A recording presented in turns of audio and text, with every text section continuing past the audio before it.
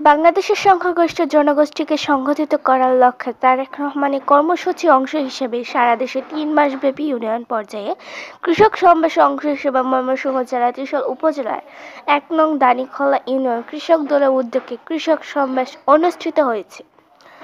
শনিবার বিকেলে এই কর্মসূচি পালিত হয়। ত্রিশাল উপজেলার দানিখোলা ইউনিয়নের ওসমানী উচ্চ বিদ্যালয় মাঠে এই কৃষক সমাবেশের আয়োজন করা হয়েছিল।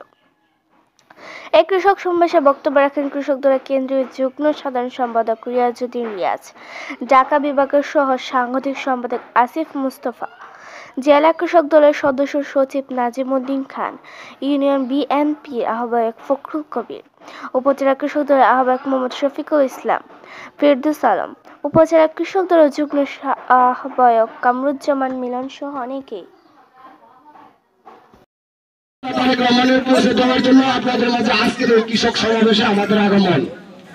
সংগ্রামী সাথী বন্ধুরা, আপনারা জানেন বিগত ১৫ বছরে কৃষকরা সার পায় নাই, তাদের বীজ পায় নাই, কৃষকরা তাদের ন্যায্য মূল্য তাদের শস্য ভান্ডার বিক্রি করতে পারে নাই। পেরেছে কি বলেন? পেরেছে না।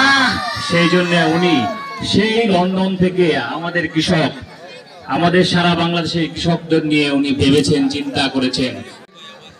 উপস্থিত আমাদের ঢাকা বিভাগীয় দানিখোলা ইউনিয়নে উনি অনেক বক্তব্য রাখবেন।